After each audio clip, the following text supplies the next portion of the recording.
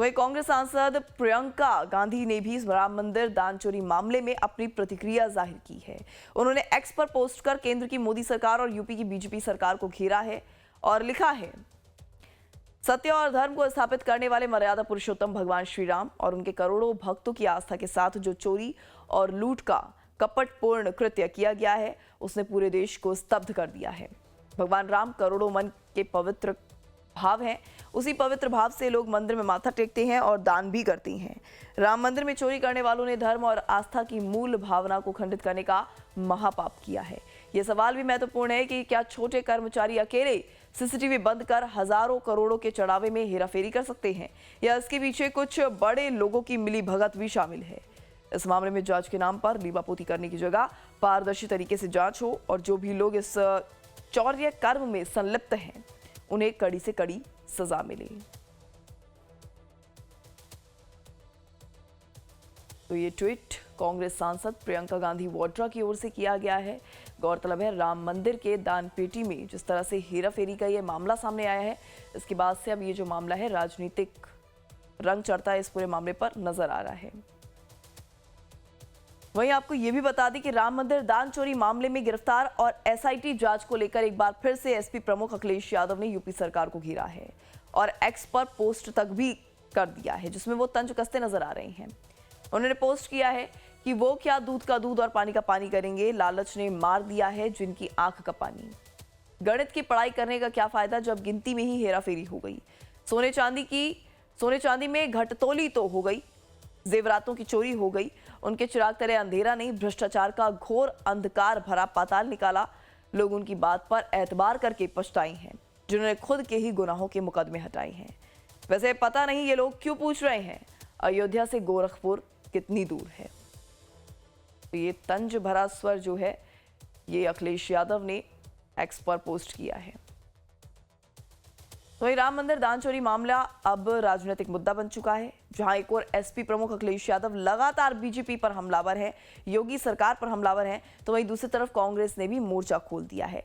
वरिष्ठ कांग्रेस दिग्विजय सिंह ने अपने देवास यात्रा के दौरान न सिर्फ यूपी की बीजेपी सरकार को घेरा, बल्कि आरएसएस समेत विश्व हिंदू परिषद को लेकर दो टूक कहा कि भारतीय इतिहास में पहली बार आजादी के बाद और आजादी के पहले ऐसी हुकूमत आई जिसकी हुकूमत के अंदर मंदिर के पैसों में भी घोटाला हो गया।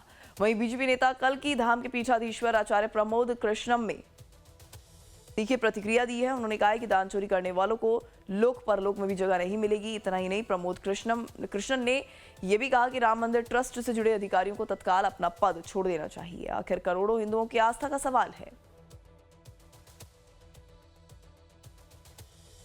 इतिहास में पहली बार आज़ादी के पहले और आज़ादी के बाद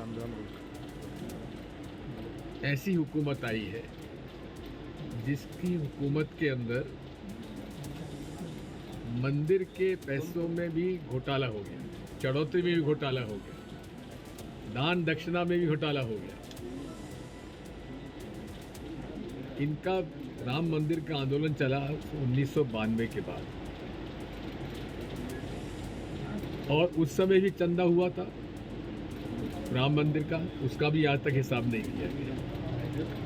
और अब आप देख रहे हैं कि मंदिर का निर्माण हो जाने के बाद भी व्यवस्था विश्व हिंदू परिषद को सौंप दी गई, और विश्व हिंदू परिषद में कौन लोग हैं?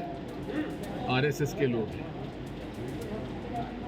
आज तक मठ में, मंदिरों में जहाँ व्यवस्था महात्माओं के पास है, वहाँ किसी प्रकार का इस प्रकार का घोटाला नहीं हुआ। देखिए, भगवान राम के मंदिर में जिन्होंने चोरी करने का पाप किया है,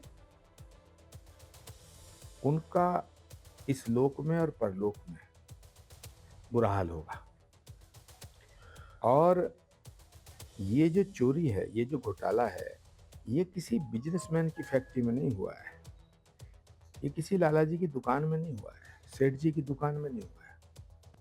ये भगवान राम के मंदिर का घोटाला है। करोड़ों लोगों की आस्था का केंद्र है श्री राम जन्मभूमि मंदिर।